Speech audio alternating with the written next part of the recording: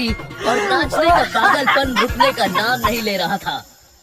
बड़ी माँ छोड़ो ने तमे ढोकला खाओ ढोकला। आज मीना पाछળ શું સમય બરબાદ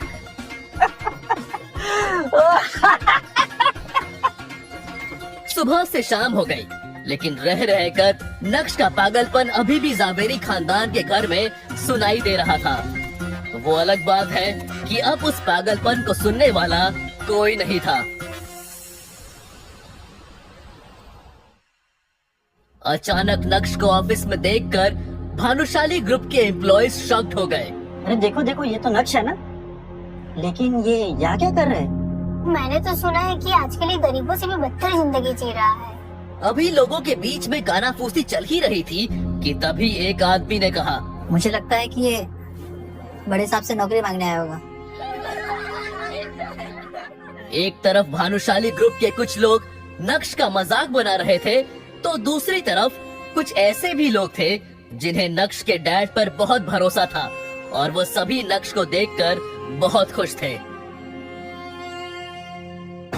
अब आए ऊंट पहाड़ के नीचे, यही सही समय है और इन्हें मेरी जरूरत भी है। मजा आना चाहिए। कैबिन में बैठे यशवर्धन को भी नक्श का बड़ी बेसब्री से इंतजार था।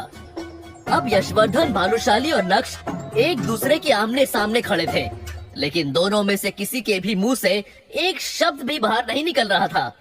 यशवर्धन और नक्श की इस मीटिंग को देखकर ऑफिस के बाकी एम्प्लॉयज भी हैरान हो गए कि अब आगे क्या होगा।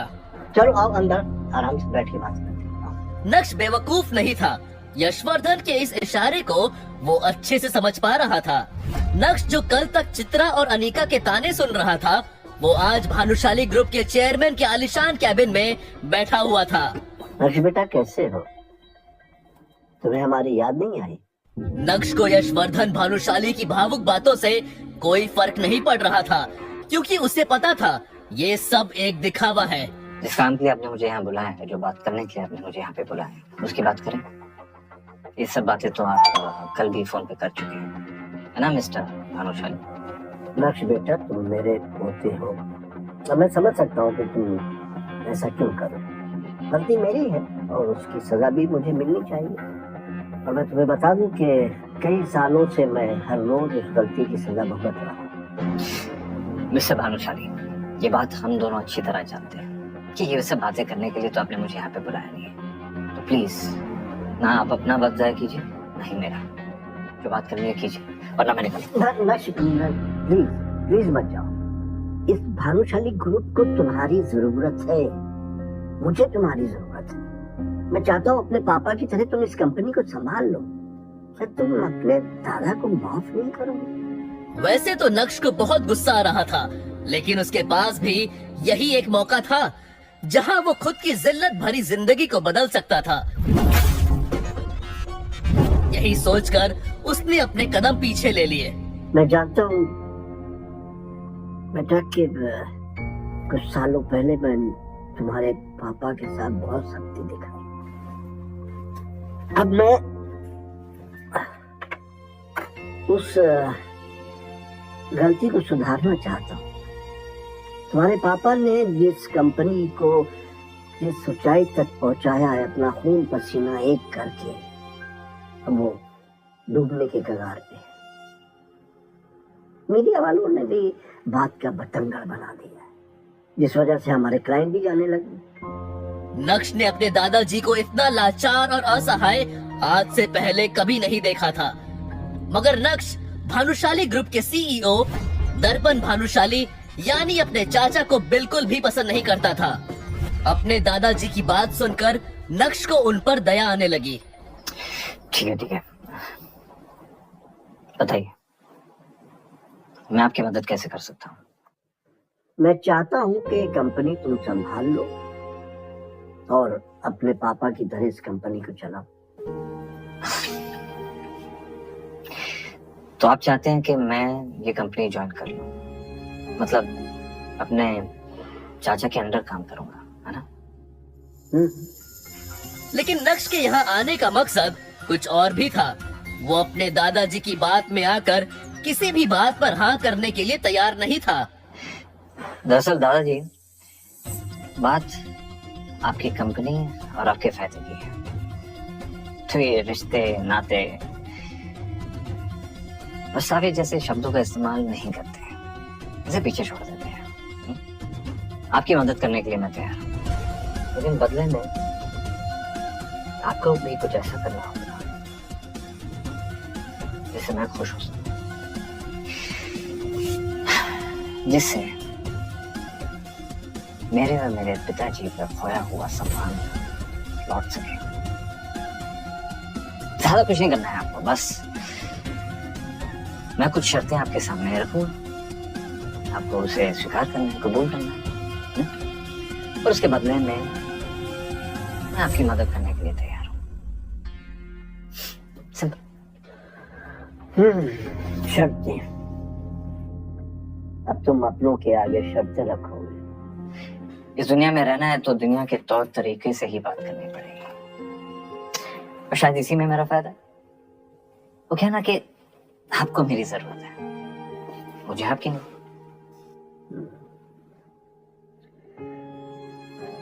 ठीक है, तुम्हें मुझसे क्या चाहिए? ये आपने गिना फायदे की बात। सबसे पहली शर्त, अब इस कंपनी में मैं दोबारा तभी लौटूंगा जब इस कंपनी का सीईओ मैं बनूंगा, ठीक उसी तरह जिस तरह मेरे चाचा ने मेरे पिताजी की जगह ले ली थी। मैं ये बात तो जानता था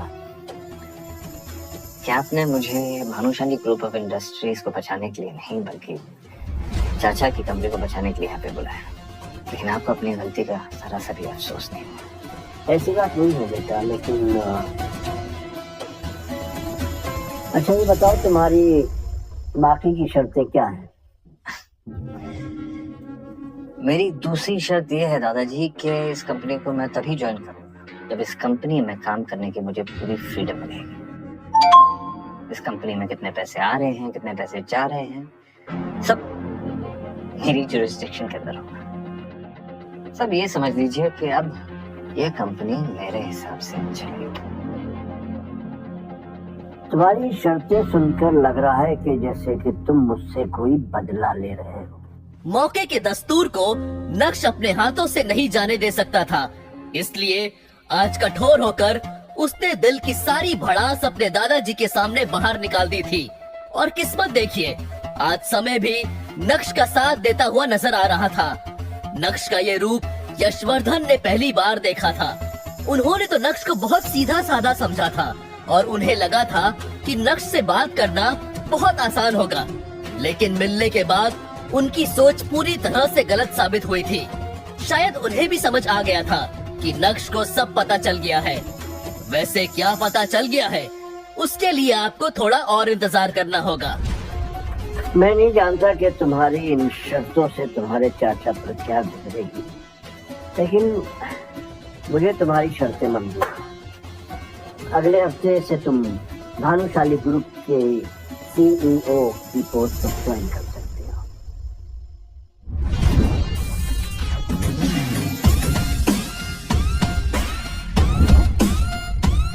बात खत्म होते ही यशवर्धन ने सर झुका लिया, लेकिन नक्श भी वहाँ पूरी तैयारी के साथ आया था।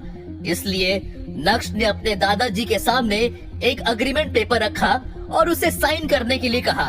ये क्या है?